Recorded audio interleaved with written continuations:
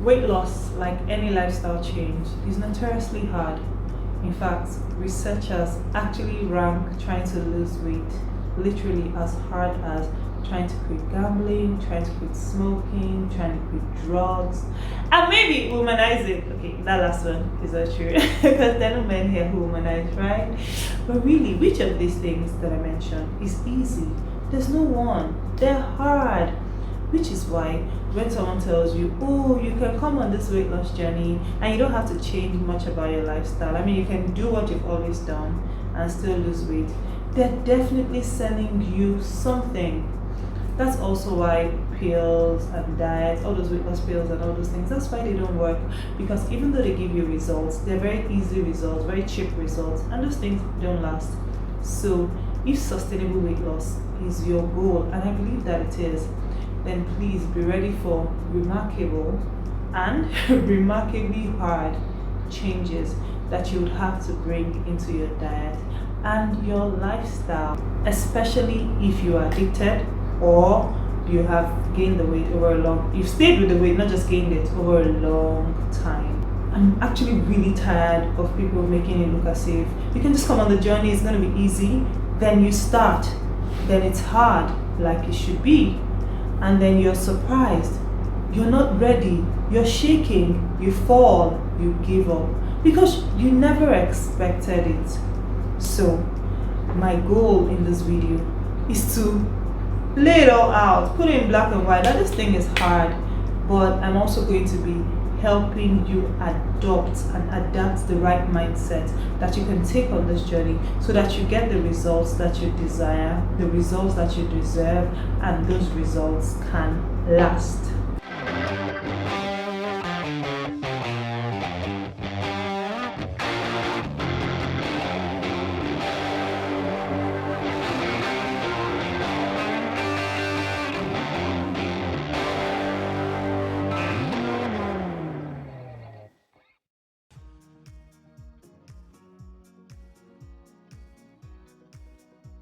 Shalom, shalom! Welcome to Your Best Life with Eziaha. My name is Eziaha Bolaji Olojo, and you can call me a health mindset coach. Like, I'm excited about that because I'm working on that certification. So very soon we'll say certified health mindset coach. But for now, just call me that. Okay, on this channel, Your Best Life with Eziaha, we talk faith, we talk family, we talk fitness, we talk leadership, and this is a fitness or healthy living video. Like I said, my goal is just to help you create that mindset that you need to take into the journey so that even though it's hard, you're gonna be ready for it, right? You're welcome. So quick story. Sometime last year, that's 2022, I went through a really tough season, and my mentor, Debola Deji Kurumi, she had done this webinar where she taught us about seasons. She listed out a couple of seasons that you're in, most likely one of it. And I remember just really identifying with one of them, and that season was hard, but it gave my season a name. It gave me tools to navigate the hard season. So even though it was hard, and it's not like suddenly the hardness disappeared, but because I was well equipped for it, I rode that season like a boss. That season did not take me out. So imagine that you're coming into this whole weight loss thing and you're like, okay, this thing's gonna be hard, it's gonna be hard, but you're gonna be ready for it. So that's what we're gonna achieve in this video. So keep on watching. If you haven't subscribed, you should subscribe and join the family, and you should also like the video. Okay, so are you ready for those mindset shifts that you must make if you are going to win on this journey? You're ready? I can hear you. Are you ready? You're ready, right? Okay, let's go. It is hard. I know I already said it, so that goes without saying, but I want to, like nag a little bit on it. It's actually hard.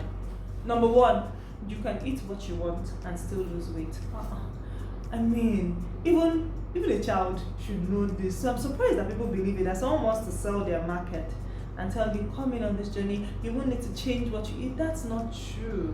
You have to change remarkably if you're going to see results. So I'm not going to really stay on this point because I already established it from the beginning, but I want to put scripture on it. Matthew 7:14 talks about how the road to God is narrow. It's straight and narrow. So it's not this wide road that anybody can just go. But I love the way the Message version puts it. It says that the road to God is rigorous and demands total attention. It's not just this thing that you can practice in your spare time and it's just nice and easy. No, it's hard. And of course, God wants you to be on this journey. So when it's feeling hard, just realize that you're on the right path. It's narrow. It's sometimes feeling like there's no space, but it's still worth it, right? Right. So you cannot eat anything and lose weight. No, that's a lie. They're definitely selling you something. So number 2, it's expensive. Healthy living, losing weight is expensive, and this one makes me laugh because I have been on both sides of the divide. I lost weight on a shoestring budget, like literally nothing. And even though now I can afford quite a bit more, by choice, I still stay minimal when it comes to healthy living. So I'm not investing in all the fancy things, all the fancy foods, all the expensive imported organic. No, I just keep it pretty basic. Regular ugu, shoko, oranges, pineapple, watermelon, regular foods like rice and beans and potatoes and yam, plantain. And it's definitely not expensive, it's just what it is, food. So whatever your budget is on this journey, there's a healthy living path for you. You need to be creative, you need to put in the work, researching, but hey, if you don't have the money to live fancy, then you should have the time to invest and make whatever dollar, naira you have stretch and work for you. So please, if that mindset is wrong, that a healthy lifestyle, weight loss, and just staying on this nice straight and narrow is expensive. It's not, okay? Number 3, you have to cook a lot. And cooking is a waste of time. This makes me sad because these days cooking, spending time in the kitchen, and just generally domestic work is getting such a bad rap. It's almost like if you want to be this super achieving person, if you want to make a mark in the world, if you want to be a super woman with all of the high flying career woman, then you should outsource every single thing. You should not be in the kitchen at all. Just delete cooking from your life, and be very careful of such a narrative, no matter who is peddling it, because cooking can be a waste of your time if you're not strategic about it. But cooking can also be an investment of your time if you're wise about it. Now I'm going to do a whole different video just really teaching us how to invest our cooking time and extract the benefits from it.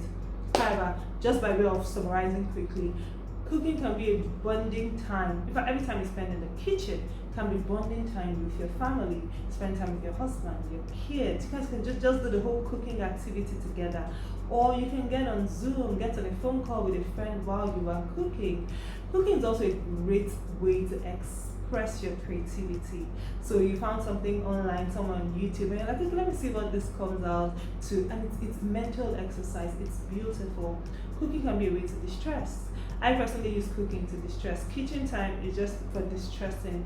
It could be a way to nourish. It could be a time to nourish your soul and nourish your mind. So you could be reading, you could be taking in knowledge, listening to a podcast, listening to an audio book. You could be praying, you could be worshiping, or you could just enjoy that quiet time with Jesus. Like nothing is happening. Your mind is just open while you're doing the things that your hands need to do while you cook.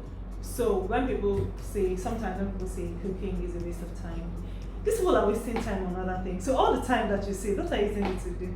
You're using it to Netflix and chill, which is poor quality leisure. I'm not saying no Netflix and chill, but don't outsource what would help you and then fill that time jump. You are scrolling through your phone, checking out WhatsApp statuses, checking out people's Instagram, things that don't really, really benefit you or do much for you. Meanwhile, you could have been cooking. So yes, you will cook, because I'm an advocate of cooking your meals at home, especially when you're in a healthy living. You can trust what you cooked. But hey, if you have the money and you're like, I have no time, I have no desire to cook, of course you can outsource the whole thing. But if you have to cook, please, cooking is not a waste of time.